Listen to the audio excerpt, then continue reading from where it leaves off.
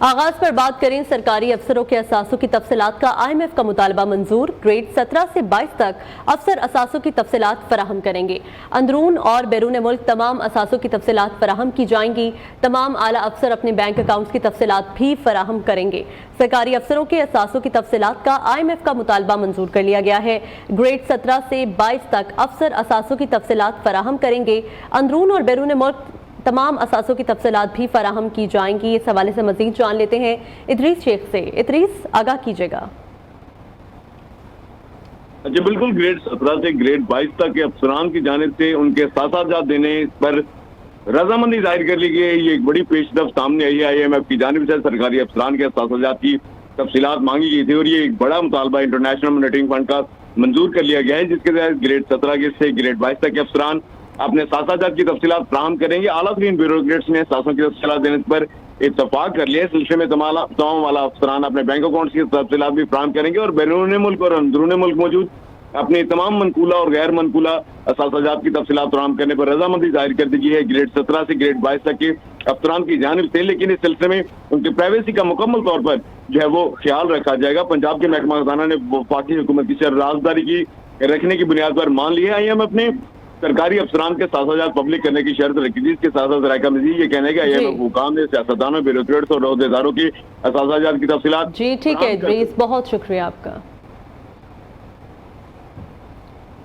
मर्दान के इलाके सावलढेर में CTD की कार्रवाई, 4 दहशतगर्द मारे गए। ऑपरेशन के दौरान बड़ी तादाद में गोला बारूद और असलहा भी बरामद कर लिया गया है। इस हवाले से मजीद जानेंगे फजल हक से। फजल, बताएगा क्या मामला है ये? जी बिल्कुल, मर्दान के पहाड़ी इलाका सावलढेर में सिक्योरिटी फोर्सेस और CTD ने मुश्तरका कार्रवाई की है। कार्रवाई के दौरान 4 दहशतगर्द जो है वो हलाक हो गए हैं। दहशतगर्दों के कब्जे से भारी मिकदार में जो है ना गोला बारूद भी बरामद हो चुकी है। साथ साथ आपको बताता चलूं कि सिक्योरिटी फोर्सेस और CTD का जो है ना इलाके में सर्च ऑपरेशन जारी है और अभी तक जो है जो सब तफसीलात सामने आई है, तकरीबन 4 दहशतगर्द जो है वो हलाक हो चुके और उससे भारी तादाद में जो है गोला बारूद बरामद हुई है। जी ठीक है, बहुत शुक्रिया आपका। PTI ने पार्टी रहनुमा और MNA शेर अफजल मरवत की बुनियादी रुकनियत खत्म कर दी है। PTI के एडिशनल सेक्रेटरी जनरल फिरदौस शमीम नकवी के दस्तखतों से जारी एलामिये में कहा गया है कि शेर अफजल मरवत नोटिस पीरियड पर थे। एलामिये के मुताबिक नोटिस पीरियड के दौरान इंज़बाती कमेटी ने महसूस किया कि शेर अफजल मरवत को पार्टी ज़वाबित का कोई ख्याल नहीं है। शेर अफजल मरवत खुद को पार्टी कवानीन से बालातर समझते हैं। तहरीक इंसाफ के एलामिये में कहा गया है कि अगर शेर अफजल मरवत एक इज्जतदार शख्स हैं तो वो कौमी असम्बली की रुकनियत से भी इस्तीफा दे दें। शेर अफजल मरवत की पार्टी रुकनियत बरतरफी का मामला चेयरमैन तहरीक इंसाफ बैरिस्टर गोहर ला इल्म निकले। कहा, मैंने अभी नोटिफिकेशन देखा है, मुझे लगता है ये जाली है। मैं ऐसे किसी फैसले से आगाह नहीं हूँ। अगर मुझे इल्म नहीं तो फिर शेर अफजल मरवत को कैसे निकाला जा सकता है? बतौर चेयरमैन PTI ऐसे किसी इकदाम की मंजूरी नहीं दूंगा। शेर अफजल मरवत हमारी पार्टी के रुकन और बानी PTI के वफादार साथी हैं। अगर किसी ने जाती हैसियत में ऐसा फैसला किया तो मंजूर नहीं करूंगा। महमूद अचकजई ने एस्टैब्लिशमेंट से मुज़ाकरात में बानी PTI की नुमाइंदगी से इनकार कर दिया है। वज़ीर दिफा ख्वाजा आसिफ का दावा, कहते हैं उनकी दानिश में ये मुमकिन नहीं। उन्होंने कौमी असम्बली में महमूद अचकजई से मुलाकात में पूछा तो उनका जवाब नफी में था कि वो किरदार अदा नहीं कर सकते। सोशल मीडिया पर जारी बयान में नून लीगी रहनुमा का कहना था कि बानी चेयरमैन की तजवीज़ गैर संजीदा और सियासी शोबदबाजी के सिवा कुछ नहीं। और अहम खबर है, रावलपिंडी में जमात इस्लामी का महंगाई और बिजली बिलों में इजाफे के खिलाफ 9वें रोज भी धरना जारी है। पंडाल में कारकुनों की बड़ी तादाद मौजूद है। अमीर जमात इस्लामी हाफिज नईमुर रहमान दोपहर 2 बजे मीडिया से गुफ्तगू में आइंदा के लाया अमल का ऐलान करेंगे। मजीद जानते हैं पंडाल में मौजूद नुमाइंदनियों तौसीफ अब्बासी से। तौसीफ, आगाह कीजिएगा। यहाँ इस वक्त लियाकत बाग में जमात इस्लामी का जो महंगाई और बिजली के बिलों में इजाफे के खिलाफ जो धरना है जारी, उसमें मौजूद हूँ। आज इस धरने को 9वां दिन है और जो जमात इस्लामी पाकिस्तान के जो कारकुनान हैं वो पूरी आबोताब के साथ अपने इस जज्बे के साथ इस धरने में मौजूद हैं।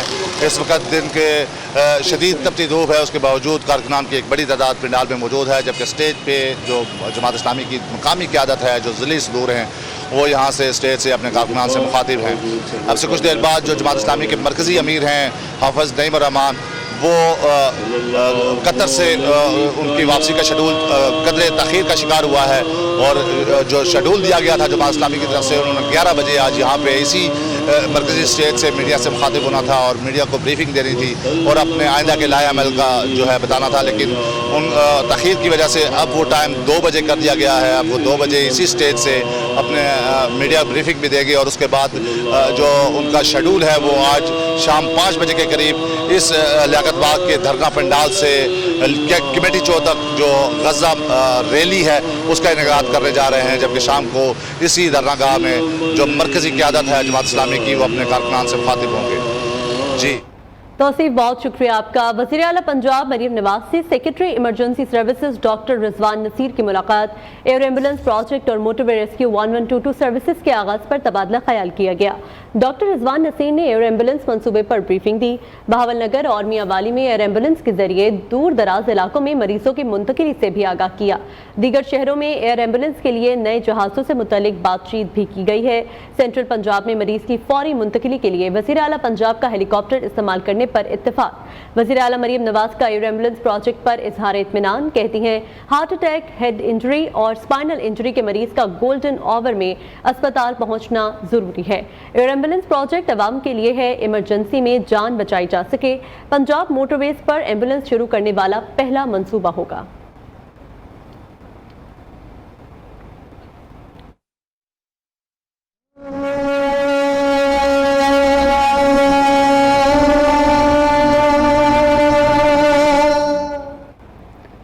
اور اب بات کریں، اسرائیلی خفیہ ایجنسی نے اسماعیل ہنیہ کے قتل کے لیے ایرانی ایجنٹس کو استعمال کیا۔ برطانوی اخبار نے دعویٰ کیا ہے، کہا موساد نے 2 ایرانی ایجنٹس کے ذریعے مہمان خانے کے 3 کمروں میں دھماکہ خیز مواد نصب کرایا۔ ایرانی حکام کے پاس عمارت کی CCTV فوٹیج موجود، ایجنٹوں کو انتہائی تیزی سے کمروں میں آتے جاتے دیکھا جا سکتا ہے۔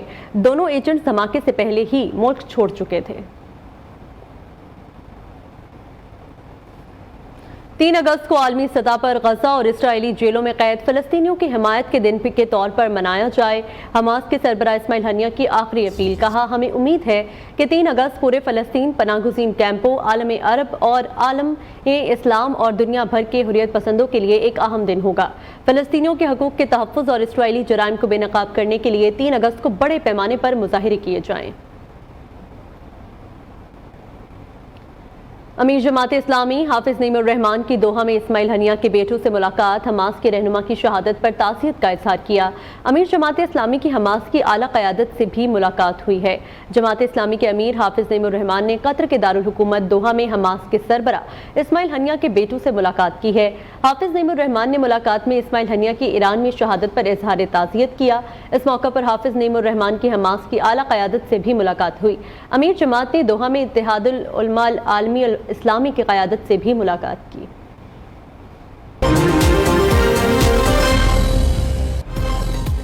وزیر اعظم کا بجلی بلوں کی مقررہ تاریخ میں توسیع کا اعلان، لیسکو نے ہدایات پر عمل درآمد شروع کر دیا۔ وزیر اعظم نے بل جمع کرانے کی تاریخ میں 10 روز کی توسیع کی ہدایت کی تھی۔ خبر شامل کریں، دنیا بھر میں مقیم کشمیری اور پاکستانی 5 اگست کو باہر نکلیں اور پیغام دیں کہ مقبوضہ کشمیر میں قید کشمیریوں کے ساتھ ہیں۔ حریت رہنما یاسین ملک کی اہلیہ مشال ملک کا پیغام، کہتی ہیں یاسین ملک کو پھانسی پر چڑھانے کی کوشش کی جا رہی ہے۔ تحریک آزادی میں کشمیریوں کے شانہ بشانہ کھڑے ہیں، ہمارا دل اور دھڑکنیں کشمیریوں کے ساتھ ہیں۔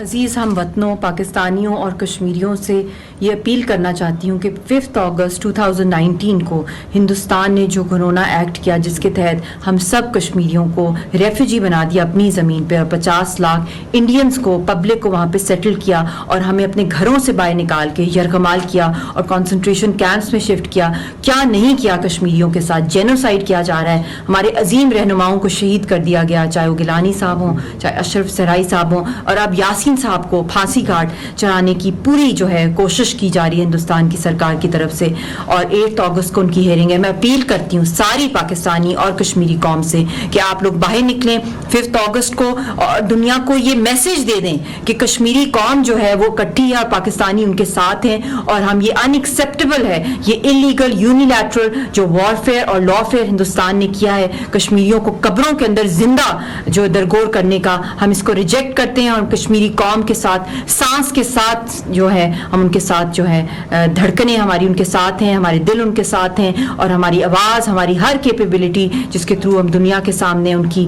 आइज़ और ईयर्स हैं, हम उनका पैगाम दुनिया तक पहुँचाएँगे। बुलेटिन में मौसम की सूरत हाल शामिल करें। मुल्क भर में बारिशों का सिलसिला 6 अगस्त तक जारी रहने की पेशगोई की गई है। कराची में आज भी शहर में दिन भर वक्फे वक्फे से बारिश जारी रहने का इम्कान है। बहिरा अरब और राजस्थान से आने वाली हवाओं का 6 या 7 अगस्त तक असरअंदाज रहेंगी। इस दौरान मूसलाधार बारिश भी हो सकती है। मुल्क भर में कहीं बारिश तो कहीं सूरज और बादलों में आंख मचोली का सिलसिला जारी है। बागों के शहर लाहौर में गुज़िश्ता रोज की बारिश के बावजूद मौसम गर्म है।